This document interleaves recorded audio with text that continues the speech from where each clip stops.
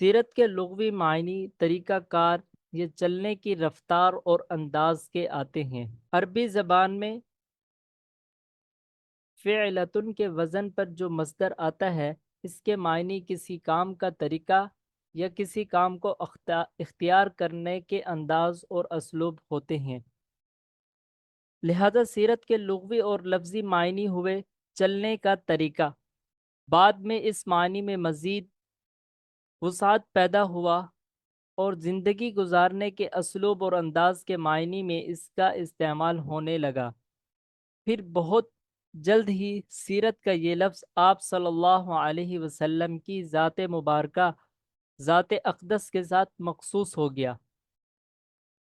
چنانچہ آج دنیا کی تمام بولی جانے والی زبانوں میں سیرت کا لفظ عموماً آپ صلی اللہ علیہ وسلم کی زندگی مبارک کے لیے استعمال ہوتا ہے۔ ایک مسلمان کے لیے اپنا آپ جاننا اتنا ضروری نہیں ہے جتنا رسول اللہ صلی اللہ علیہ وسلم کے بارے میں جاننا ضروری ہے۔ ایک مسلمان کے دنیا میں آنے کا مقصد اور اس کے وجود کا پہلا فرض یہی ہے کہ وہ آپ صلی اللہ علیہ وسلم کی زندگی کو، سیرت مبارکہ کو جانے۔ اگر وہ آپ کی زندگی اور سیرت کو نہیں جانتا تو اس کا اس دنیا میں موجود ہونا اور رہنا کسی کام کا نہیں ہے، بیکار ہے ایک قسم کا۔ کیونکہ مسلمانوں کے لیے آپ صلی اللہ علیہ وسلم کا اسوہ حسنہ صرف آپ صلی اللہ علیہ وسلم کی ذات گرامی ہی وہ اسوہ حسنہ رکھتی ہے جو ایک عالمگیر نظام کی ضرورت ہے۔ آج پوری دنیا ایک عالمگیر نظام کی ضرورت محسوس کر رہی ہے۔ انسانی خود ساختہ نظام یکے بعد دیگرے ناکام ہو رہے ہیں۔ پوری دنیا متبادل نظام کی ضرورت شدت سے محسوس کر رہی ہے۔ یہ ضرورت اگر کوئی مذہب پوری کر سکتا ہے تو وہ صرف اور صرف اسلام ہے، کیونکہ عالمگیر نظام کا نمونہ اگر کسی نے پیش کیا ہے تو وہ یہی اسلام ہے۔ گویا عالمگیر نظام برپا کرنے اور اسے صحیح خطوط پر لانے کے لیے اور صحیح خطوط پر استوار کرنے کے لیے اگر کسی شخصیت کی زندگی صحیح رہنمائی کر سکتی ہے تو وہ آپ صلی اللہ علیہ وسلم کی زندگی ہے۔ رسول صلی اللہ علیہ وسلم کی حیات طیبہ میں اقدار حیات اس خوبی کے ساتھ پائی جاتی ہیں کہ اس کا مطالعہ کرنے والا کبھی بھی اور کسی بھی مقام پر تاریکی کا نام و نشان نہیں پاتا۔ آپ صلی اللہ علیہ وسلم کی جو ذات اقدس ہے وہ ایسی مثالی شخصیت ہے، این خانہ ہمہ آفتاب است۔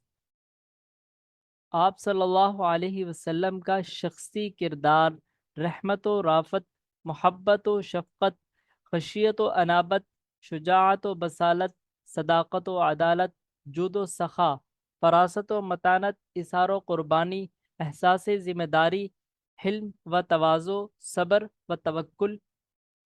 نیز گھریلو و اجتماعی زندگی میں دوست، ساتھی، شفیق، سردار، مساکین کے سرپرست، اسی طرح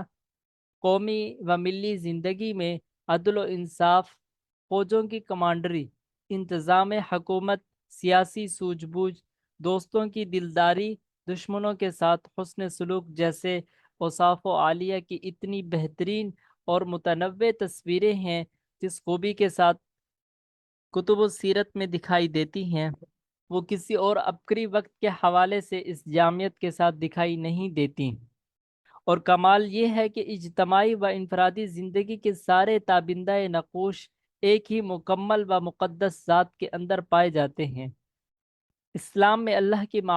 معبودیت اور وحدانیت کے اعتراف کے بعد سب سے اہم آپ صلی اللہ علیہ وسلم کی نبوت اور رسالت پر ایمان لانا ہے۔ جو ذات ہمارے لیے اتنی اہمیت کی حامل ہے ہو کہ اس کا نام لیے بغیر ہمارا ایمان مکمل نہ ہو، اس کے حالات سے لا علمی ایک بدترین جرم ہے۔ جس طرح آج کل کہا جاتا ہے کہ یہ جرم جو ہے وہ قومی جرم ہے، اور قومی جرم صرف خالی قومی جرم نہیں ہے بلکہ وہ سنگین قومی جرم ہے۔ تو اسی لیے جو ذات ہمارے لیے اتنی اہمیت کے حامل ہو کہ اس کا نام لیے بغیر ہمارا ایمان بھی کامل نہیں ہے، اس کے حالات سے لا علمی ایک بدترین جرم ہے۔ اللہ تعالیٰ نے کرم فرمایا کہ ہمیں سیرت کے اس خوبصورت اور حسین گلدستہ کی حسین محفل اور مجلس کا حصہ بنایا ہے۔ تو آج سے ہم یہ عہد کرتے ہیں کہ ہم نے ہر لمحہ سیرت کو صرف جاننا اور پڑھنا نہیں ہے بلکہ سیرت کو عملی طور پر اپنانا بھی ہے، کہ یہ ایک ایسا کامل و اکمل دین ہے کہ جس دین میں ہمیں سر کے بالوں سے لے کر پاؤں کے ناخن تک، جسم کے تمام اعضاء اور صبح جاگنے سے رات کے سونے تک، اور زندگی اور معاشرت اور معیشت کے تمام احکامات ایسے خوبصورت انداز میں سیرت محفوظ ہے اور ہم تک پہنچی ہے، جس طرح دین اسلام اپنے تمام حسن و انتظام و انصرام کے ساتھ ہم تک پہنچا ہے، اسی طرح آپ صلی اللہ علیہ وسلم کی سیرت کا ایک ایک لمحہ، سیرت کے ایک ایک انداز اور لہجہ ہم تک اسی طرح پہنچا ہے جس طرح دین ہم تک پہنچا ہے۔ اب یہ ہماری ہی ذمہ داری ہے کہ ہم سیرت کو کس قدر جانتے ہیں، کس قدر سیرت کو اپناتے ہیں، اور کس قدر سیرت کی اس حسین محفل و مجلس سے ہم سیرت کو سیکھ کر اپنی زندگی میں عملی طور پر اس کو لاگو کرتے ہیں اور بلغوا عنی ولو آیہ کا مصداق بنتے ہیں۔ اسی طرح آپ صلی اللہ علیہ وسلم کی حدیث مبارکہ ہے، مفہوم یہ ہے کہ اللہ تعالیٰ اس شخص کو سرسبز و شاداب رکھے۔ دیکھیں، ایک دعا ہوتی ہے جو کہ ہمارے والدین دیتے ہیں، جو ہمارے اساتذہ کرام دیتے ہیں، جو ہمارے بڑے ہمیں دیتے ہیں، اور ایک دعا ہے کہ محسن اعظم صلی اللہ علیہ وسلم جب وہ دعا کرتے ہیں، اور قیامت کے روز وہ ہمارا تعارف کچھ اس انداز میں کروائیں گے کہ یہ وہ لوگ ہیں، یہ وہ امتی ہیں جنہوں نے مجھے دیکھا نہیں تھا، صرف میرے بارے میں سنا تھا اور میرے بارے میں جانا تھا، اور اس کے بعد یہ نہ صرف مجھ پر ایمان لائے بلکہ میرے طور اطوار، میرے طور طریقوں کو سنا، سمجھا اور اپنایا، اور اپنی زندگی میں ان پر ایسے پختہ انداز میں رہے کہ اس زمانے میں بھی انہوں نے میری سنتوں کو اپنایا جس زمانے میں دین پر عمل کرنا ہاتھ پر انگارے رکھنے کے مترادف ہے۔ تو اسی لیے ہمیں اس سیرت کو اپنے زندگی کا حصہ بنانا ہے اور اس سیرت کو اپنانا ہے، اور اس سیرت کو اپنا کر ہمیں دنیا کو بھی حسین بنانا ہے اور اپنی آخرت کو بھی حسین بنانا ہے۔ آپ صلی اللہ علیہ وسلم کی حدیث مبارکہ کا مفہوم ہے کہ اللہ تعالیٰ اس شخص کو سرسبز و شاداب رکھے جو میری بات کو سنے، اس کو اپنائے، عمل کرے اور اس کو دوسروں تک پہنچائے۔ تو اس دعا میں دیکھیں کہ کس قدر جامع دعا، اسی لیے آپ صلی اللہ علیہ وسلم کو جامع الکلم، جوامع الکلم کہا گیا ہے، کہ وہ جو بھی بات کرتے تھے ان کی مختصر بات میں بہت مفہوم اور بہت ساری باتوں کا مجموعہ جمع ہوتا تھا۔ تو اسی لیے آپ صلی اللہ علیہ وسلم نے کیا دعا دی ہے کہ اللہ تعالیٰ اس شخص کو سرسبز و شاداب رکھے۔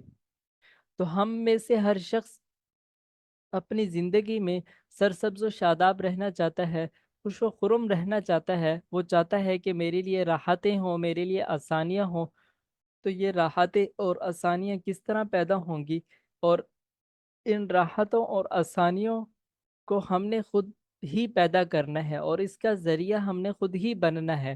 تو اس کے ذریعہ بننے کے لیے ہمیں آپ صلی اللہ علیہ وسلم کی سیرت مبارکہ کو نہ صرف جاننا ہے بلکہ اس سیرت مبارکہ کو اپنانا بھی ہے، عمل بھی کرنا ہے۔ اور اپنانا اور عمل کرنا جس قدر ضروری ہے، اسی قدر بلکہ اس سے بھی بڑھ کر ہم پر یہ ضروری ہے کہ ہم اس چیز کی آگاہی دوسروں تک بھی پہنچائیں اور انہیں اس بات کے شوق اور رغبت اور احساس دلائیں کہ اس سیرت کو سیکھنا ہمارے لیے مفید ہے۔ ہماری زندگی کی پہلی ترجیح سیرت کو سیکھنا اور اپنانا ہے، اور ہمارے لیے سب چیزوں سے بڑھ کر ہر ہر کام، ہر ترجیح سے بڑھ کر پہلی ترجیح آپ صلی اللہ علیہ وسلم کی ذات مبارکہ ہونی چاہیے، اور آپ صلی اللہ علیہ وسلم کی ذات مبارکہ کو سیکھنا، سمجھنا، عمل کرنا اور اپنانا، یہ ہماری زندگی کی پہلی ترجیح ہونی چاہیے، کیونکہ ہماری دنیا اور آخرت کی فلاح، کامیابی اور سب کچھ ہمارے دنیا اور آخرت کا اس میں ہی موجود ہے۔ تو اس سلسلے میں ہمیں